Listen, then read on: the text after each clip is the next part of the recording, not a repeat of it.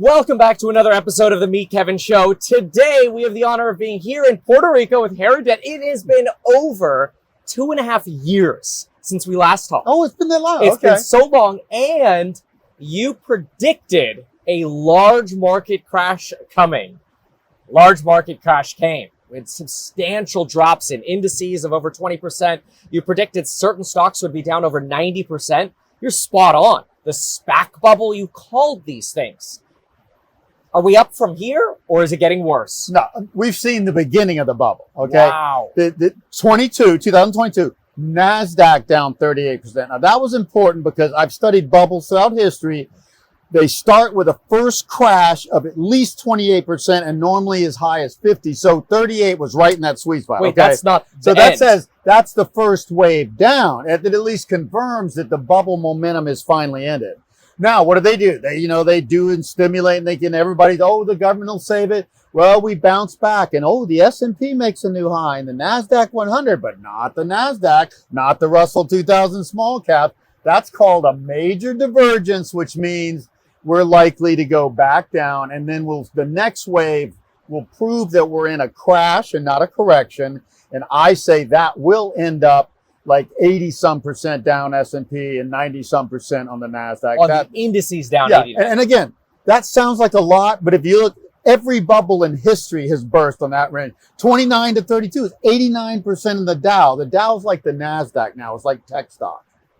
So some people say that the reason small caps are diverging is because they're paying the higher interest rates of the Fed, whereas the large, magnificent 5 and 6, 7, whatever you want to call them, they're the ones receiving the higher interest because they have so much excess cash. Microsoft making twice as much money on cash as they are, paying in higher interest rates. Is there a chance that that's why there's a divergence, or is this much more ominous? That's more minor. And when there's a downturn, the smaller companies always feel it. They always go down more at first and more in the end. And the large caps go down slower at first and then catch up with the small caps. They all end up down nearly the same, but the small caps go first. So again, the small caps are down even recently. Okay, right, we've had this bounce. Small caps already down 7-8%. Bitcoin's down 20%. I've told all my subscribers over and over, Bitcoin's the leading indicator here. That's what you watch. If Bitcoin's crashing now again, stocks will follow usually in about 2 weeks, which is about now. Wow. So that, as some say, the Bitcoin 20% sort of correction was this buy the rumors, sell the news on the ETFs. Do you think it's more than that? Yeah. And that is typical. I had a newsletter subscriber say, oh my gosh, Harry, you're saying Bitcoin's going to peak here at 48 and pull back and go lower? He says, it's going to go to the moon.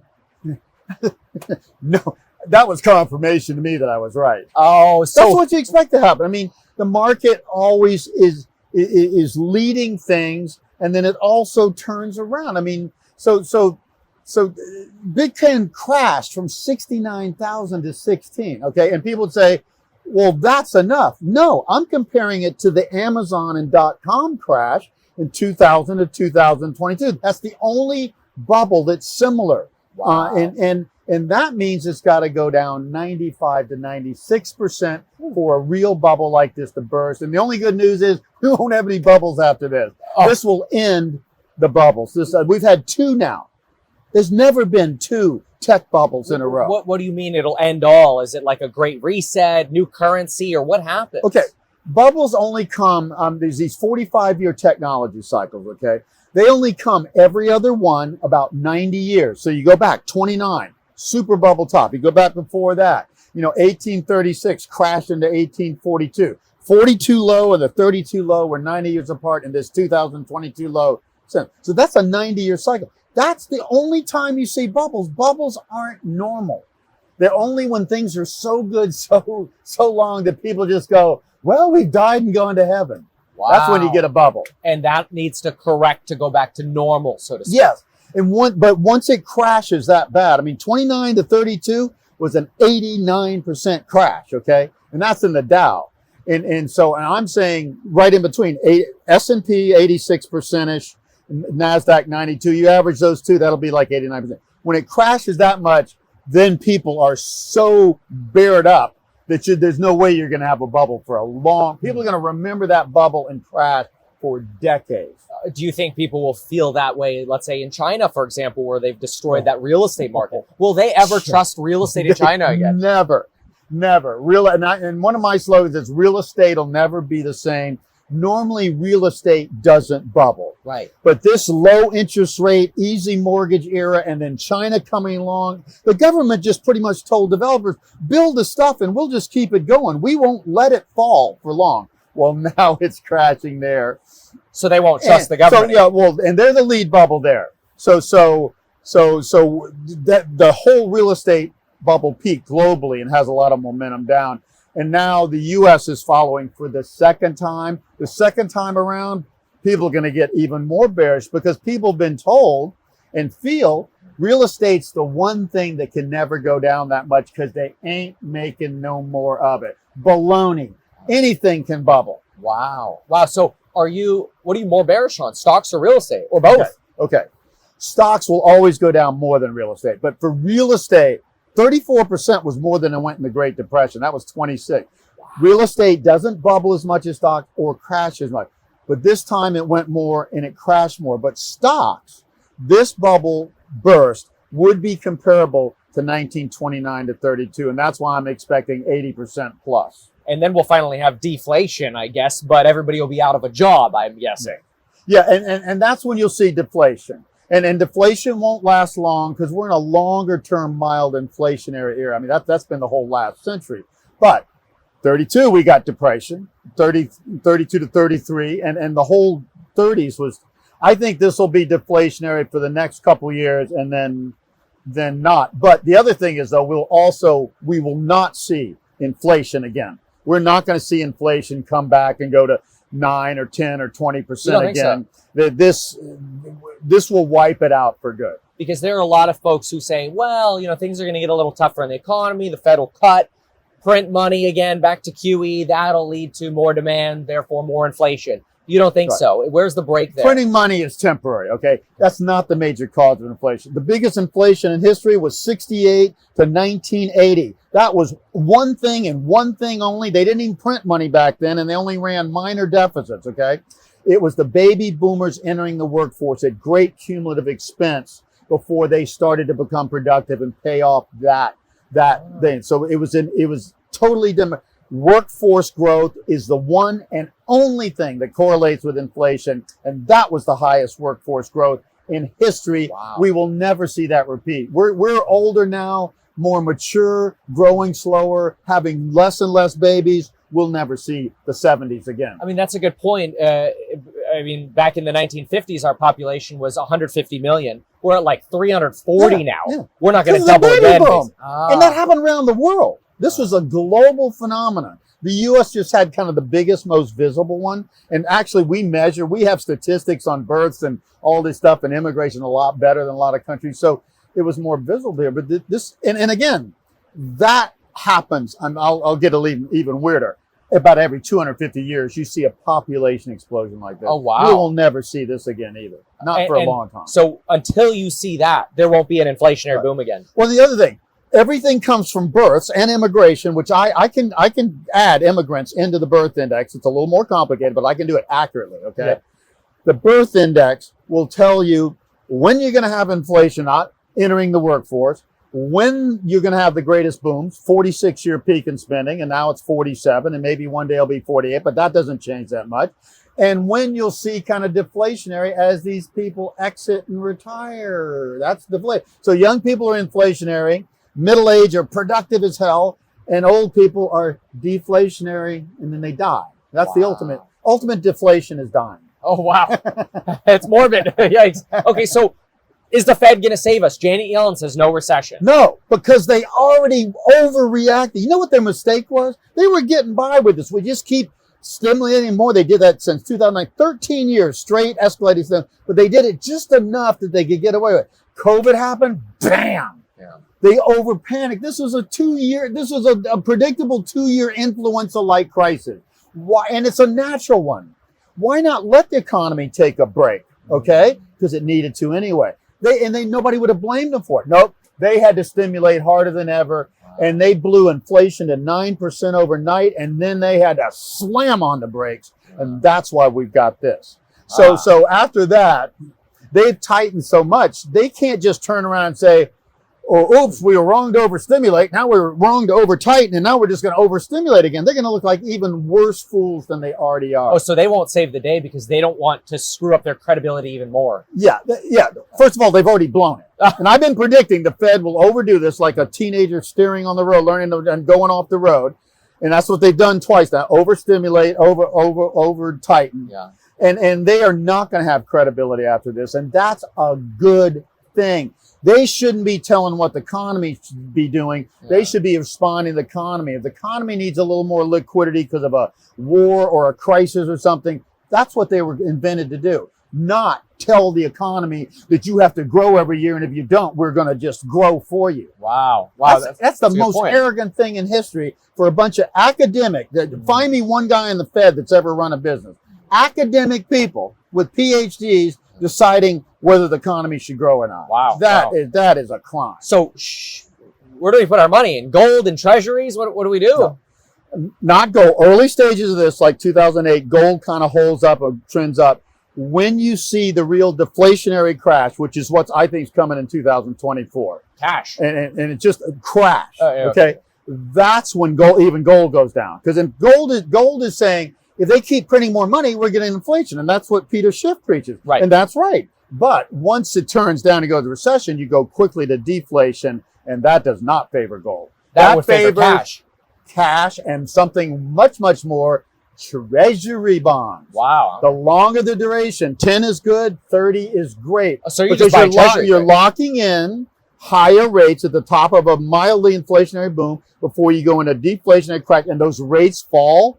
And so the longer that 30-year bond, I'm telling you, a 30-year treasury bond could double or more in the next year or two. You'll never see any investment do that. Wow. So that's the deflationary crisis hedge. If we were going to have a runaway inflation like Germany in 23, that's when you buy gold. Wow. That's really interesting. So your investment is predicated on whether you believe there's inflation or deflation. And since you believe there'll be deflation. Well, number one, just in history, 9 out of 10 downturns are deflationary when you go into recessions. Only that hyperinflation in Germany was a difference. So that's much more rare. What indicators are you seeing right now that are saying the recession is near? Well, Bitcoin already peaked. Bitcoin is not just some funny coin. In fact, the coin is just a mirage. Okay. It's about restructuring all financial services and financial assets, and we're digitizing them, which is a huge thing, okay? But it has already started crashing, okay? It was at 69. It went down to 16. It bounced and then went to 48. And I've been telling people, this is it, folks. Really? This is a bear market rally, and it's already turned down to 39. I think it's going to go to 3 to 5, and that's when I'll buy Bitcoin. 3 to 5,000. 3 to 5,000. Wow. You know what? That was only the low back in late 2018, early 2019, just a couple of years ago. So we're back to that level, and you would go from treasuries to Bitcoin at that point? Yes, that's right. If you had to do one thing and one thing only, I'd be in 30-year treasury bonds now, and then after this crash and things start to settle down, then I would go into Bitcoin only because it's the leading risk assets. I could also buy tech stocks, and other things. When rates are down. Yeah, and when we're getting ready to boom again. Okay. So when rates come down, we're getting ready to boom again. That's when you want to be long tech stocks, Bitcoin, risk assets, real estate maybe. And real estate again, yes. But now real estate, I have a phrase, real estate will never be the same. Okay. Because this is the second bubble of something that rarely bubbles, and the demographics in real estate just go down forever. Okay. What do you mean by that? Well, because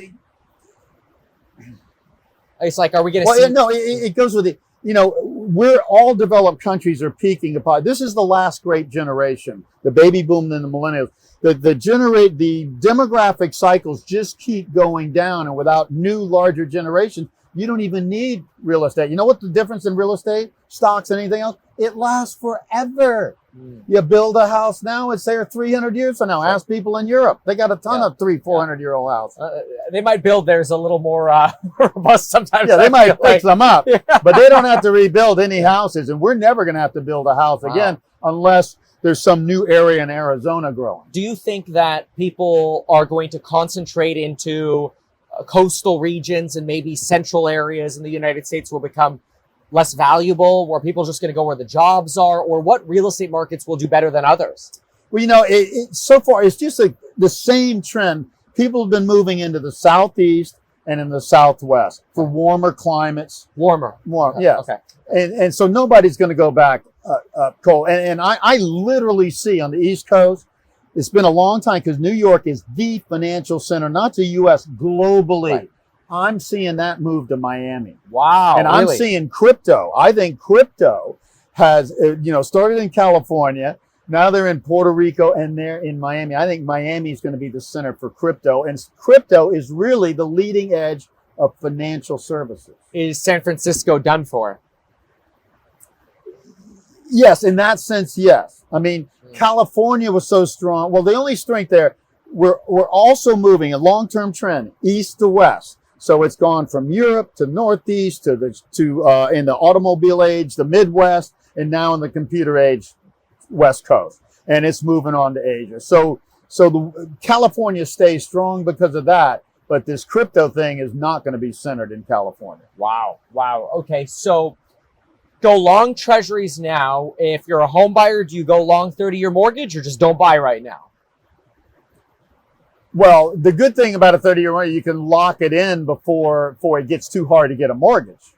Because the rates will come down, but a lot of people won't be able to qualify if the economy gets as ugly as I'm seeing for the next few years. Do you think we'll have mass layoffs? Yes. How can you not? How soon? I think that starts in 2024. Okay, first of all, this tightening, it takes a year and a half to hit. So it was from early 2022 into July of 23 so far. Yeah. And they may still do a little more. We're gonna feel that the most in the second half of 24, early 25. Oh, the real pain is coming. So that's when we see, are we really going, and when they say soft landing, I'm like, not a chance in hell, okay? If we're gonna see a recession, we're gonna see it by the second half of this year, and then it'll take early 2025 before we realize how deep it is. I think it's gonna be deeper than 2008 and 9. Do you think they'll substantially cut as soon as the first signs of that come to mitigate that? They will, but they're going to look like really big idiots by then. Wow. What about the election? Is Trump going to win? You know what? What Trump should be rooting for is me. If I'm right about 2024, He's in. That's his biggest advantage, because the incumbent never wins in a down economy. Now, if it's just slow, then it's kind of like could go either way, and it depends on how Donald's legal troubles go. If this economy goes down sooner than later, like I'm thinking, I don't see how Biden has a chance. So if Haley doesn't knock him out, he's in. Do you think he she has would a be chance? in my scenario? Okay. Does she have a chance? I think she does. Okay.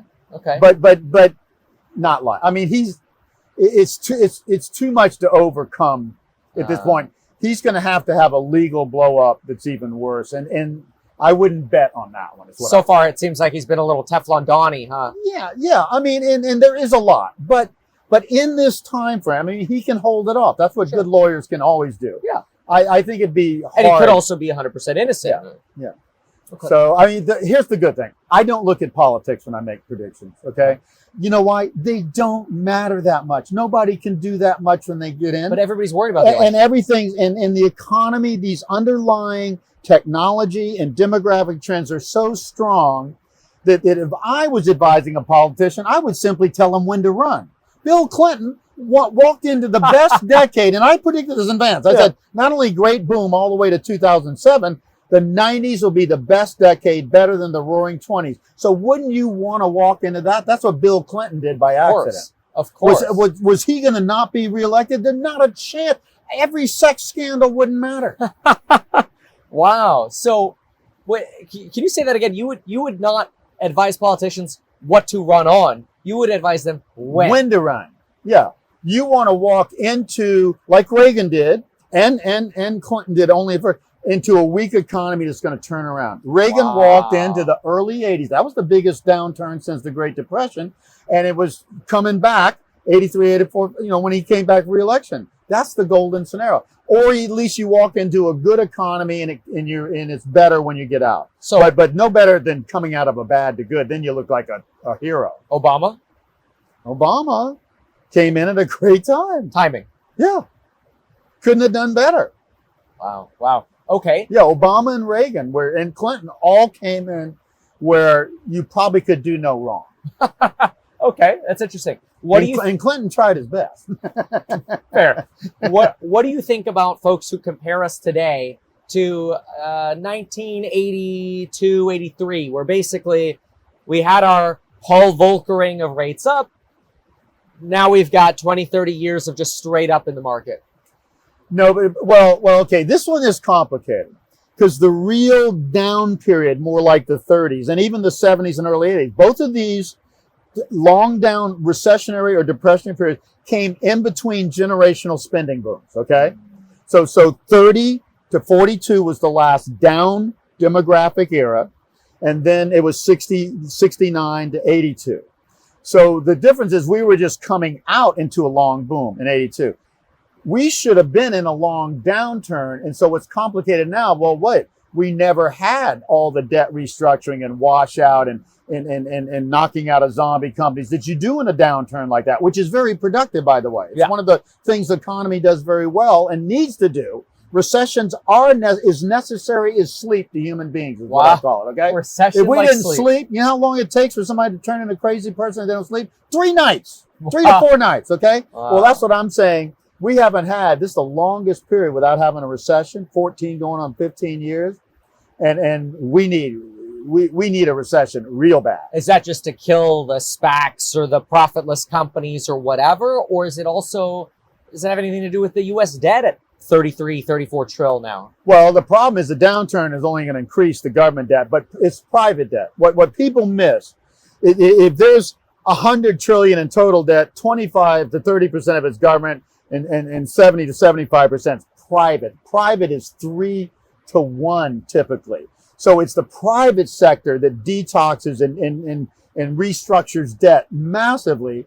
So in any boom, people are going to invest and borrow, and a lot of investments are going to be good, but there's always going to be bad investments.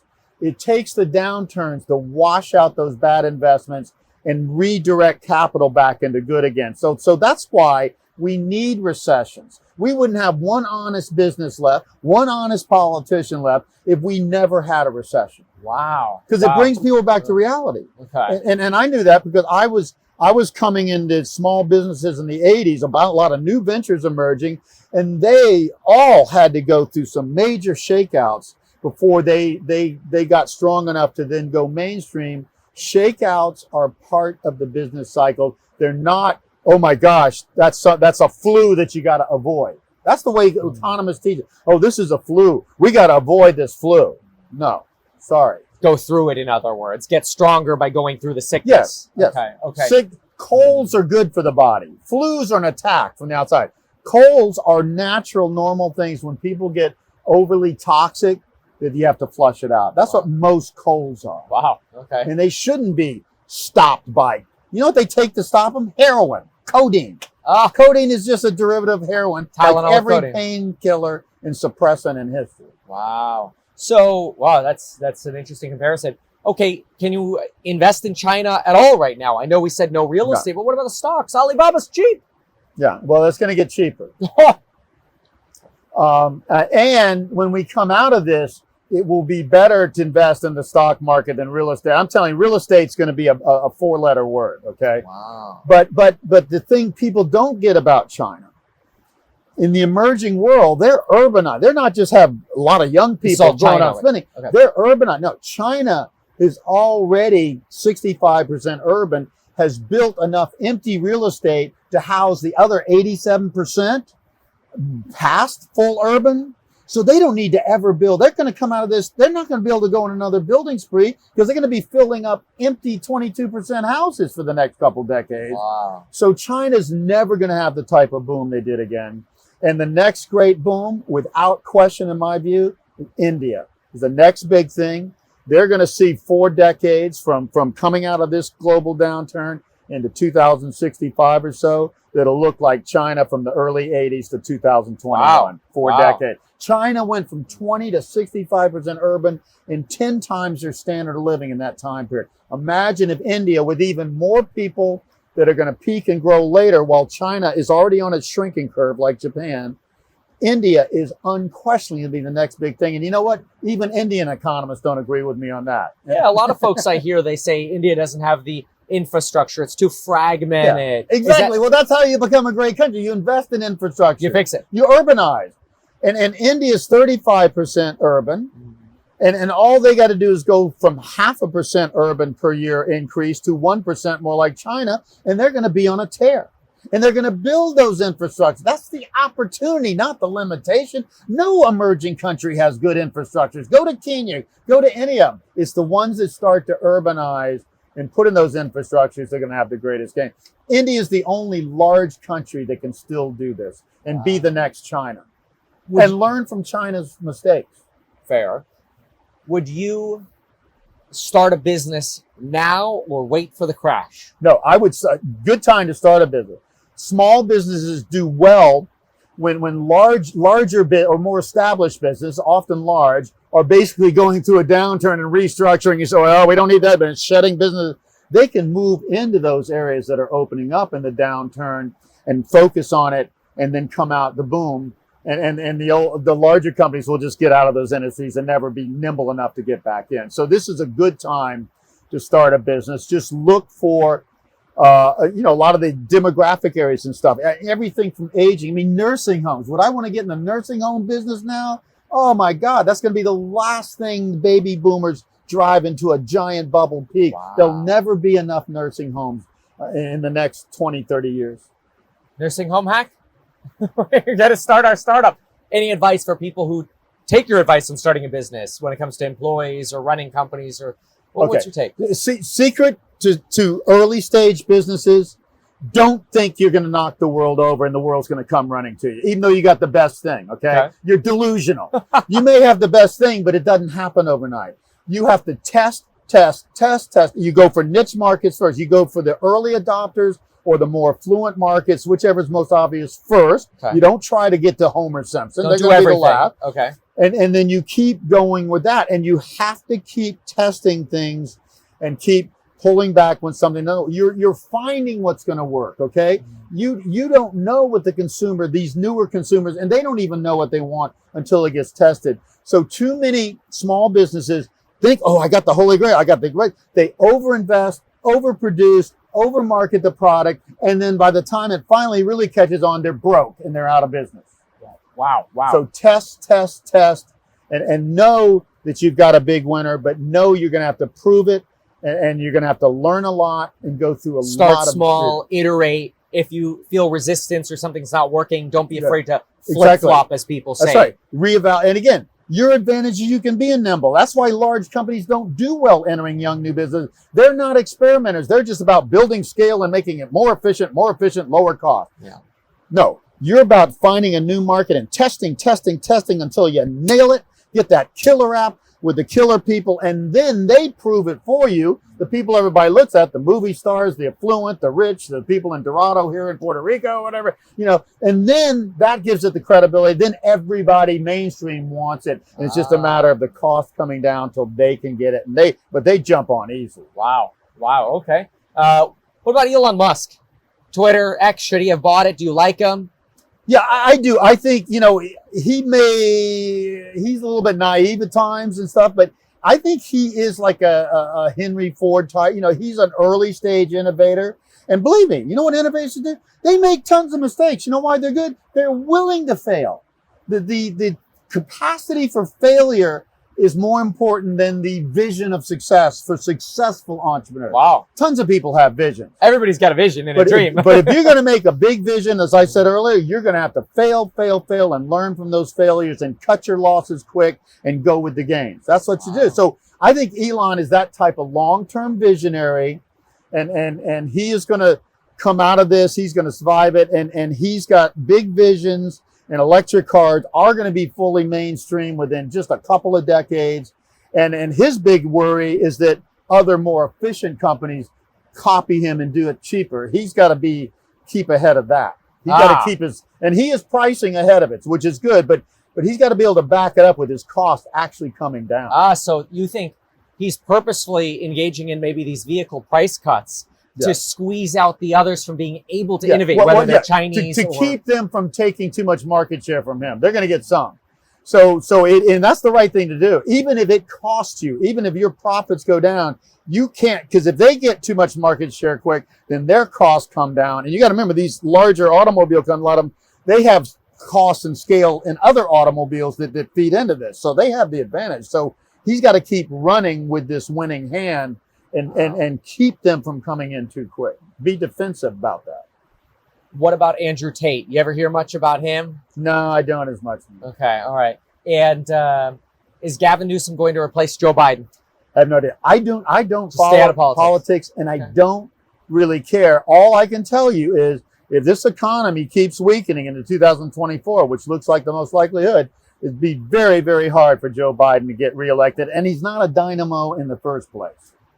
What are the odds Jerome Powell comes out of this a hero? Extremely low.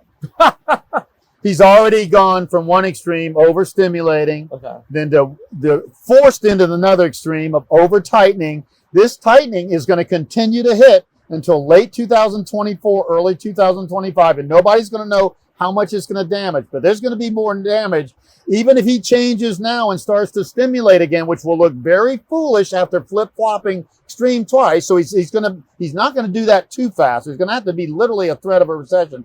Even then, it's going to take a year and a half for that stimulus to hit, and the old tightening still going to be hitting. So he is doomed from my point of view. Wow, okay. And you know what's good? It's good for me.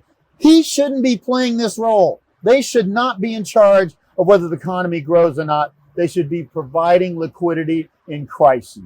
Okay, so don't name your child after Jerome Powell. Right. What about other leading indicators people should look at other than Bitcoin? Well, I mean, the small caps are also leading. They're down ahead of large cap. Okay. Jobs. I mean. I guess it's lagging. No, jobs are lagging too. No, I mean, that's really the best thing. That's what I'm focusing on. Those two. And Bitcoin just keeps falling here. Okay. What else? What am I missing? What should I be asking you? What do we need to tell the viewer? Well, I would look at everything. This is a total financial asset bubble that we've never. The Roaring '20s was mostly stocks, okay, and things like that, and business. It wasn't real estate. Was not that much of a bubble. Commodities had peaked before that in 1920. Commodities weren't in a bubble, okay. It was majorly a stock and business bubble.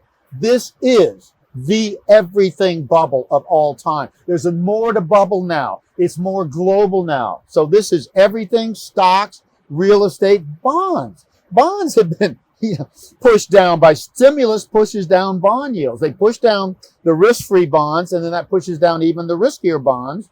And so everything's in a bubble, and everything has to burst together. And the secret is, when there is an everything bubble burst, there's only one thing that can survive it, and that is either cash, as you said earlier, or the highest quality long-term bonds, the U.S. Treasury bonds. Even a AAA corporate would do good, but not as great. Anything else, even a minus A or a B plus bond is going to go down in value, and stocks are going to crash, and junk bonds are going to crash. Wow. Junk bonds act just like stocks, pretty much. How do people follow you? HarryDent.com. I've got a free newsletter. I'll talk to people once a week, an article once a week, until they love me enough to sign up for my paid newsletter. And you can get that HarryDent.com today. Sign up, and I'll also send you a video or two every month. Wow. Okay. So HarryDent.com. We'll have a link in the description down below. I guess if I had a final question, it would be, because they're so different, who is going to be more correct? Peter Schiff or Cathie Wood? So Cathie Wood is, deflationary. Everything's going to the moon. Bitcoin's going to, $1 million. Peter Schiff is gold is going to go to 100,000 because we'll see inflation. But both, one sees a crash, one doesn't. Yeah. Okay. Well, they're looking at different things. Very. I see both going. I see gold has seen its best, and it may go a little higher. I've always had like 2,300 to target on the upside for gold in the early stages of this. And then into maybe late this year, early next year, gold will go down, and not horribly, about 50%. It'll go back down just a small 50%. About 1,000, 1,100. Okay. And that's where it's strong supported. So that will look good when everything else is down a lot more, but it's not going to be the savior. Oh, so wait, gold will be relatively stronger. Peter will be right because everything will be down 90%. Well, it'll be better. Yes, it'll be down 50 when stocks are down 80 to 90. Yikes. Okay. So, but that's not the place I want to be. Okay. But it's not the worst place to be. All right. And Kathy Woods is saying what are you saying? So her big thing, technological innovation will lead to rapid deflation. The Fed will ease with lower rates, and then tech stocks will rally without a recession. So, boy, that's a pipe dream. The deflation is going to come from the second tech bubble bursting, not from innovation. Yeah, well, innovation is always happening. Okay, and this okay. is massive innovation, and there's more coming than that. But innovation goes in cycles too. We've already seen 2 tech bubbles here, and this tech bubble has to unravel to make way for good innovation again. This bubble stuff, people are no longer investing in innovation, they're just buying into bubbles. And that's the problem with bubbles. They suck good money into speculation. So you have to knock the speculation out until the economy can get back to a normal innovation and generational demographic driven boom. Bubbles are temporary and actually work against the long term. Wow. Harry, thank you so much. Really appreciate this. HarryDent.com. Even though I'm a licensed financial advisor, licensed real estate broker, and becoming a stockbroker, this video is neither personalized financial nor real estate advice for you. It is not tax, legal, or otherwise personalized advice tailored to you. This video provides generalized perspective, information, and commentary. Any third-party content I show should not be deemed endorsed by me. This video is not and shall never be deemed reasonably sufficient information for the purposes of evaluating a security or investment decision. Any links or promoted products are either paid affiliations or products or services we may benefit from. I also personally operate an actively managed ETF and hold long positions in various securities mentioned, including potential short positions. However, I have no relationship to any issuers, nor am I presently acting as a market maker.